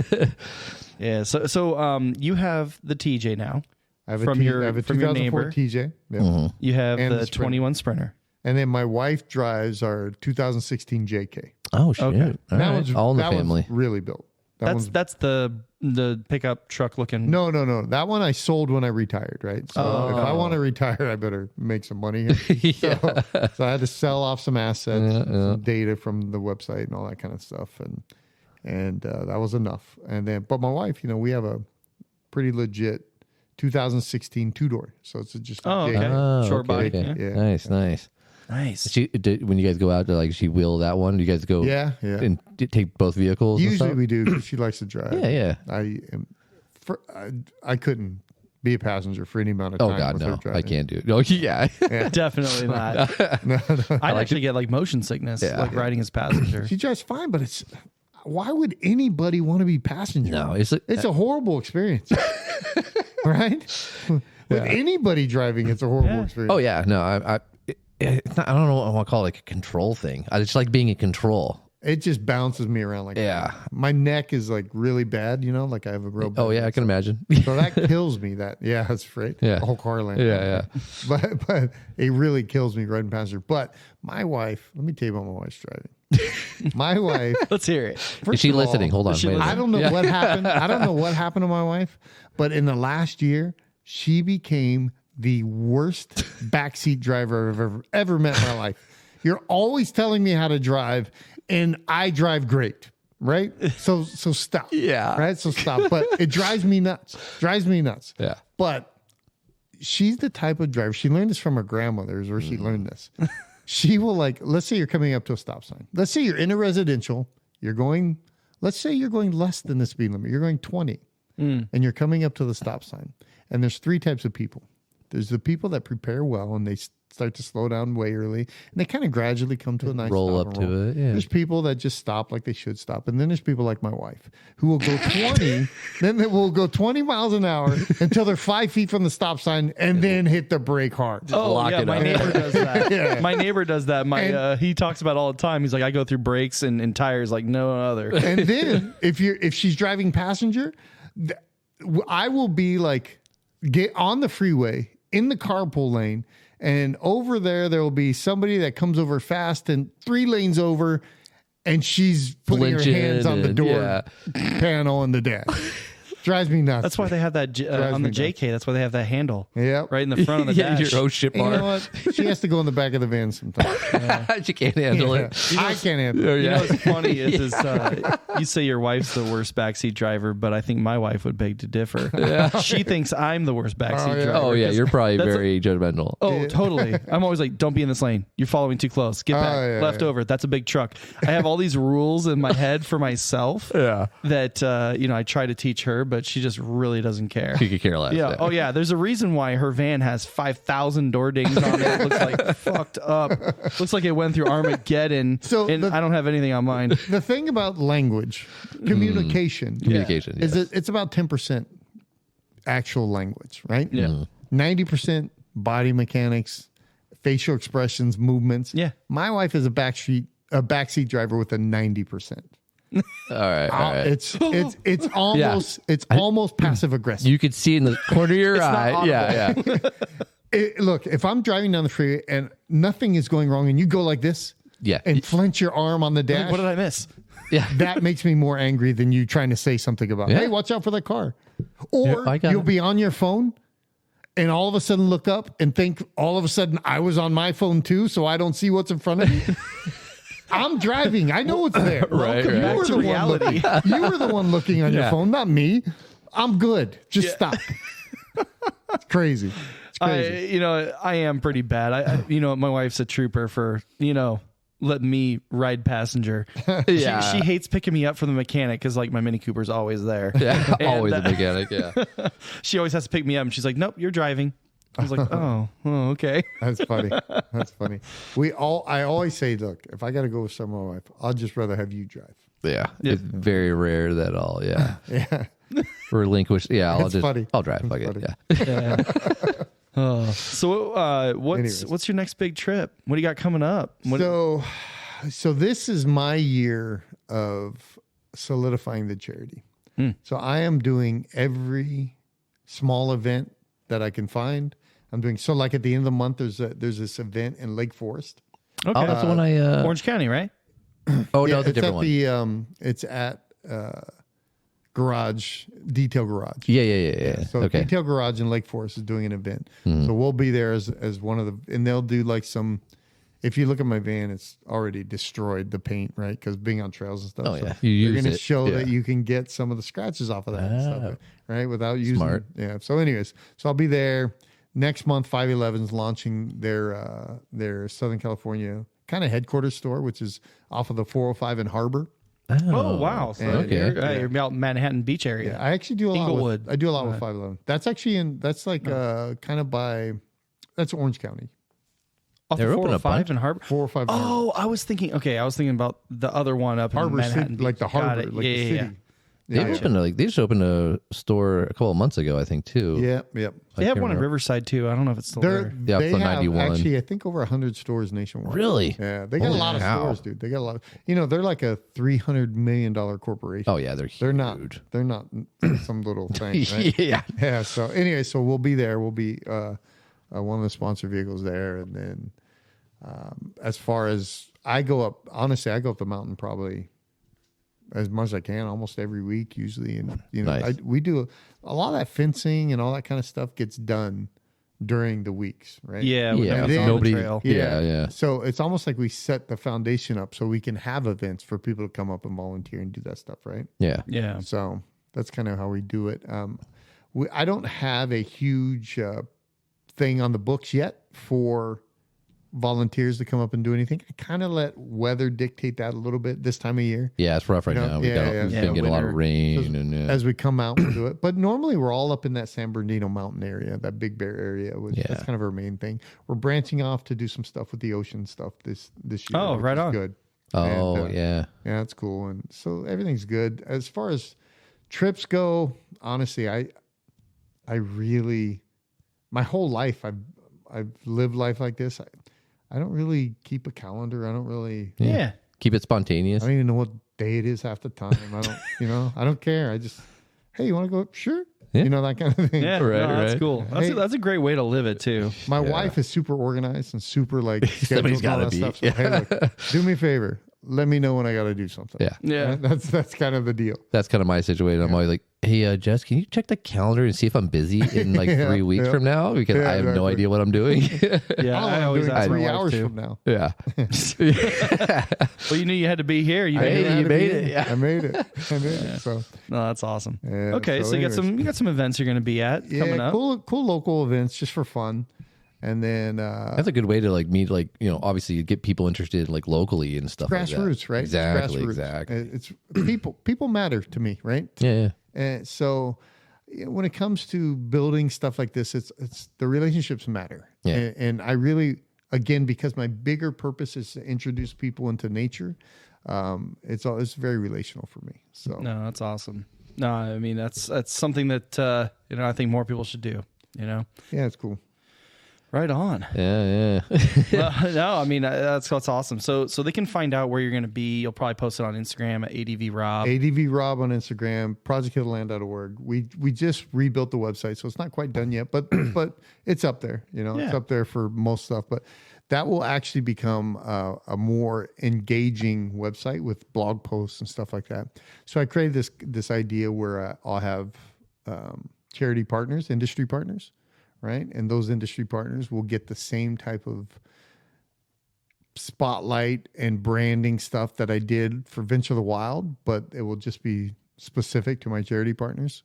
So it's kind of like an upside. So like I go into it like I go into everything when it comes to, just because it's a charity, right? So most companies get stuck with, I don't want to say stuck. Most companies interact with charities like, hey, this is what I could do for the charity, right? Mm-hmm. But I kind of approach it like, well, here's a better idea. What can I do for you, kind of thing? Yeah. Right. So I create a value for my idea is to create a value for the companies that want to support the charity because the cause is so brings them on to me, board, right? Yeah, totally. So that'd be what the website develops into. Right on. Yeah. So go check it out. It'd be fun to do. Rob, go to the projecthealtheland.org. Yep, projecthealtheland.org. Right. Yeah, it'd be fun to do some. I don't know if you're going to host some like events or anything like that. We will host events. I am planning on doing like a late spring, early summer, big fundraising event. Oh, cool. And last time I did one was a few years ago with the old charity. Dude, we had the raddest raffle.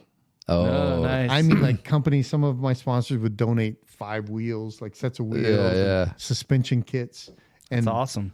Somebody like Terraflex, I think, came through with like $2,000 gift cards and crazy, like crazy cool stuff, right, for this raffle. Yeah. If I won that, I'd go buy a Jeep. Just like that. So, anyways, we do really cool. So I'm planning to do that, and that'll be a fun event. Yeah. And we'll do it somewhere public where everyone could come and have fun. And that'll there'll be food and the whole thing. Yeah, get the family out and everything. Yeah. Good times. Yeah. And even you do like some like like the cleanup events and stuff like that. I mean, I went to that little one with you were at and stuff like that.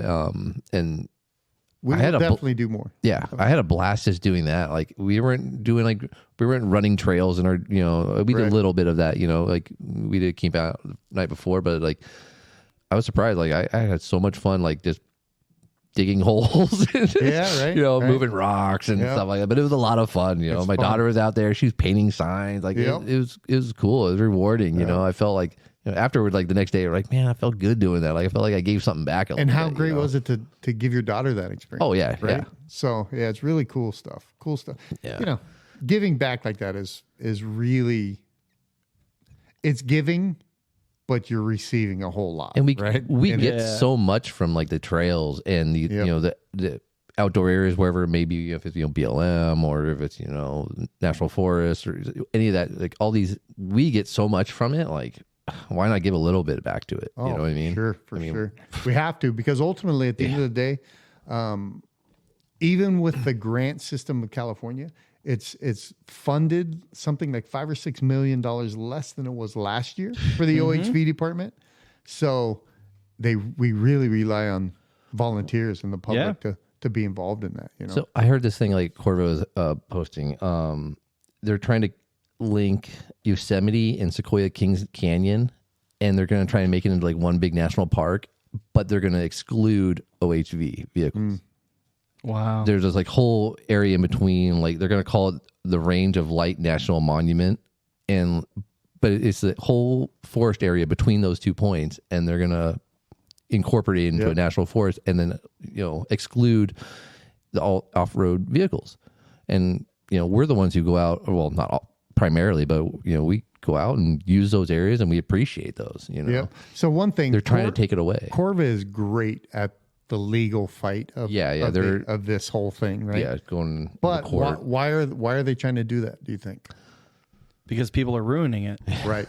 Yeah, just like Alabama Hills, right? Oh yeah, yeah. And if you can get out there ahead of time and teach them not to ruin it, you wouldn't even need that. Totally. Instagram, Facebook, Meta. I blame them. Me That's too. how they found out about it. Yeah. The gram is ruining it. Yeah. It's too pretty. Yeah. That's the problem. Everybody wants to Not go out and anymore. experience it. Yeah. For real. I've actually never been to Alabama Hills. It is awesome. Yeah, it's beautiful. awesome. And you know what I found out a couple years ago about it is that it's a massive Hollywood Western movie. Oh, they film a lot out there. Yeah. Really? Like John Wayne. All the spaghetti westerns and Wayne, stuff. Yeah. Just that backdrop is amazing. Just about every car commercial. Yeah. I know know about scene that. at least there, Yeah. Yeah, it's crazy. It's a beautiful spot. That's because every sorry, going back to my OEM roots. That's because everybody wants to go off road. Doesn't matter what vehicle it is. Right.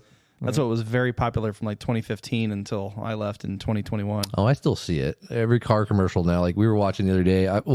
We were watching Yellowstone. So every commercial that came on during Yellowstone was like, take your whatever vehicle outdoors. Right. And, Okay, so I worked with Kia. The people know that. And there was a Kia Stinger going like off-road and stuff. I'm like, that has no business being like, what are you doing?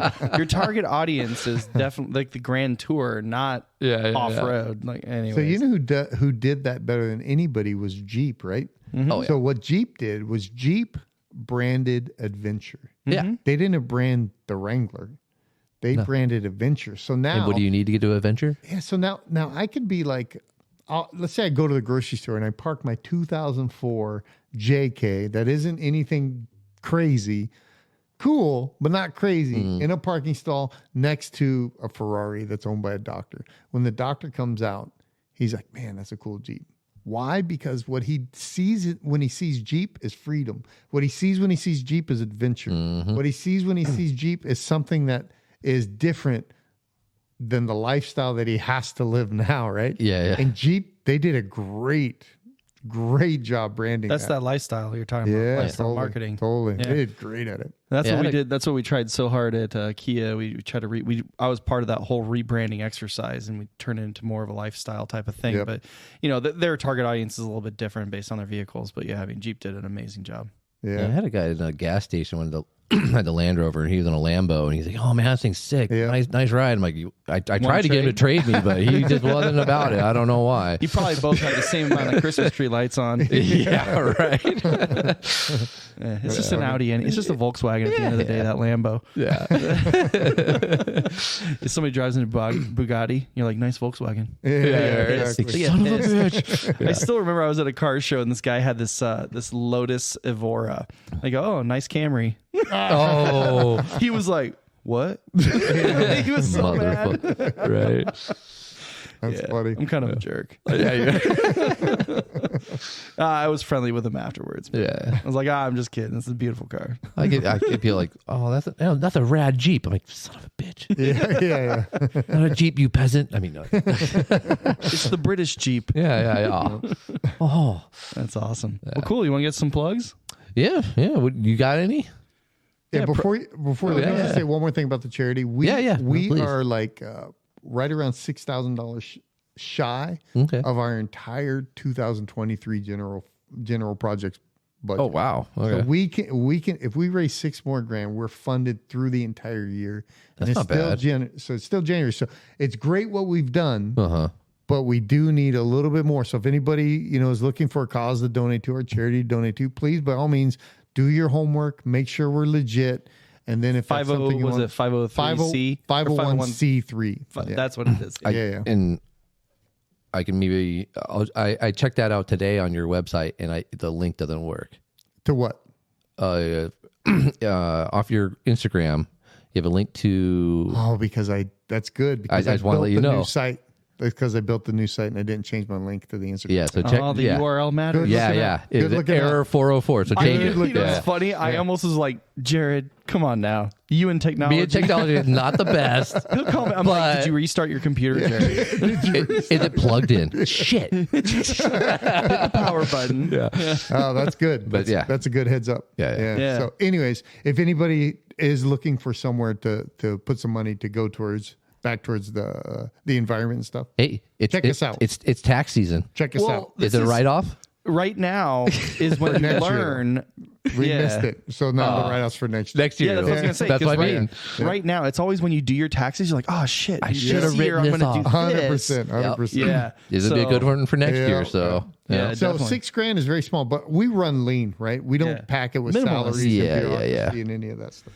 Yeah, the one thing about like charities that a lot of people see is like they don't see their dollars actually go back into what's actually happening, because they say because I mean, you know more about this than I do, but what I've understood is that they'll be like, oh yeah, our budget is this, blah blah blah, and then 95% of it goes to salaries and overhead and all this other stuff. I was and just watching a podcast about that today. You get like 5% that actually goes to the actual cause that you were donating to. Yeah, and I'm sure yours is good. I mean, with all the stuff that you're doing, I mean, that's what it's going to. And so we don't really have any employees. Yeah, huge overhead that you gotta. You saw, if you looked at my Instagram thing, you saw how I run my studio. Yeah, it's now at my house kind of thing. It's no longer like so. Everything got shut down.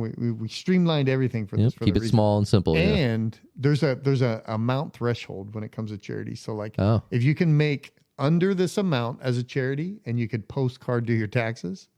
Or you can make over this amount, and then you have to do everything like legit, file, itemize, all that kind of stuff. So let's say the numbers, I don't know off the top of my head what the number is, but let's say the number's $50,000. Mm-hmm. So if I keep under $50,000, I can file with a postcard and just not have to deal. You still keep track of everything. It's all still legit, but when it comes to actually doing your taxes, right? Yeah. And filing. Simplifies it a lot. But if you go 55 or even 60, I need to all of a sudden bring an accountant in. Which costs you more than the money that you were over. You were actually more than that 10 grand. So now I got to do 80 just so I can pay overhead. Yeah. So I'm trying to keep under that threshold as long as I can. The government makes, not to get political, but the government makes it hard sometimes to do things the right way. It's like, I'm just trying to do good, and you're making it so hard. Yeah. Right. Yeah. So I'm trying to stay under that threshold for nice. Yeah. So $6,000. Don't give me $7. Give me $6. Honestly, to be honest, I don't want $7. Yeah. I need Yeah. 6. If you're feeling real charitable, keep it at like hit me up half now, half 5,999. next Yeah. year. Yeah. Save it for next year. Yeah.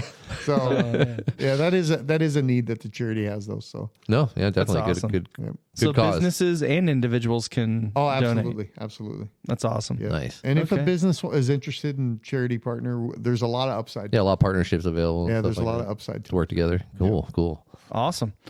Well, my plug was actually going to be Project Heal the Land. So you just kind of did my plug for me. That's awesome. Yeah. ProjectHealTheLand.org. Or you can actually even hit up Rob himself at ADVRob on Instagram. Cool. And your email, you already mentioned it earlier in the podcast. Just Rob at ProjectHealTheLand.org. There you go. Pretty simple. Awesome. What about you, Jared? No major plugs. I was just going to shout. You should plug the Project Heal the Land then. Yeah, and there's one that's in the back of my head. It's Project Heal the Land. No. Williams MMA? Is that Yeah. So, story about Williams MMA, that's the sweatshirt I'm wearing. This kid started with me when he was 7 years old. What? Oh, that's awesome. And now he bought and took over the last school that I had. No way. That's awesome. Yeah, when he was around 16, and he no dad. And there's even a point when he's in high school and his mom kicked him out and he was living at the dojo. Wow. And working full time for Like, that's some Cobra Kai shit. Yeah, exactly, dude. He's got his heart. That So shit. he went Wow. from 7 all the way. Now he's over 30. He's in his 30s now. So That's awesome. Killing it, man. and That's he's dedication. killing it. He's killing it here. And it's the same school and all that stuff. A lot of the same students even. That's which is- awesome. I mean, that's hard to do in there, So because ultimately people are connected to the people. So Yeah. Yeah. but I mean, people have always loved this kid and he's doing well. So that's awesome. I Good mean, prop I've for him. always said on the podcast, camping, if I relate it to that, Yep. I said it's about the food and the people. It doesn't matter where you're at. If you have good food and good people around you, you're having a good time. Yep. So, That's anyways, true. Yeah. Cool. I was going to shout Saturday. So this is coming out on Friday. Tomorrow, then, which would be Saturday. I'm just going to be out at Temecula Overland meetup. I was thinking about going there. So maybe I'll In see Marietta. it. It's at I think it's Rival Coffee. I think in Marietta is the name of it. Like you said, just getting out, meeting all the locals and stuff like that, and little quick meetups. It's fun just to connect with everybody and say hi and stuff like that. So yeah, I'll be out there most likely. And then I'm just gonna give a quick shout to Mike from Family Excursions. Man, I hope your rotator cuff doing better. I just heard about that today, brother. He's such a good dude. Oh, man. he's so rad, dude. He's such a good dude. He's the real deal. Yeah. He's the real He's deal. out there doing it, man. Yeah, He's he is the real deal. Honestly, so far as what he's doing, he's the best, my opinion, the best guy on that mountain for taking care of that mountain. Yeah, he's up in Big Bear area, and if you're enjoying your trails, he's the one keeping them fucking open right now. Like legit, dude. Everybody goes to Mike to figure it out. Yeah. Forest Service, everybody goes to Mike to figure it out. blood, sweat, tears, and rotator cuffs Yep. all donated by this guy. Giving his whole body for it, Totally, man. totally. Yeah, he's the real deal. He's a good dude. He's a great friend. Hopefully his rotator cuff does get better. Oh man, what about you, Rob? What kind of plugs you got? So for me, honestly, it's just a charity. I kind of think we talked about it, right? So we talked about that thing. We got some events coming up at the end of this month. We'll be at Detail Garage in Lake Forest. That'll be a good one. I'll post all that stuff on Instagram, and then next month we'll be in the 511 the launch of that store, and that's off the 405 in Orange County, off of Harbor. So Cool. That's awesome. that's about it. Yeah. Run out there and yell at Rob in person. Yeah, man. Yeah, that's for sure. Please come say hi anytime. Yeah. Awesome. All right. Well, that's all. That's Cool. it, right? Yeah. Well, I Okay. appreciate you coming out, man. Thanks, guys. It was a lot of fun. You had a journey driving out here, so It was worth it. I It was appreciate worth it. it. Yeah, I didn't realize he made you drive so far. Yeah. Totally. You're like these assholes. I know. I asked him if I could phone in. He said no. Hell no, dude. And then I come here and all And he he's tells like- me is he's about how bragging we're about the set up to have technology. people phone in. Yeah, totally. It's like, you mean I could? No. Yeah. We tricked you. Nah, it is better in person. So we Yeah, appreciate yeah. you being Dude, here making I the drive. love it. I love good conversation. I love hanging out. It's the best. Awesome. Well, cool. I appreciate you coming on, man. And we'll, I'm sure, be hanging out with you at some events here Maybe soon. this Saturday. Yeah. Hopefully I'll see you. I think probably 2 months ago I said I'm going on Facebook. Yeah, I got a Facebook invite. So Hey, you're still going. Yeah, Eventually. You're still tagged. It's going. it's a good heads up. So now I'll go. Cool. All right, everybody. Well, thank you for joining us once again, and we'll catch you on the next one.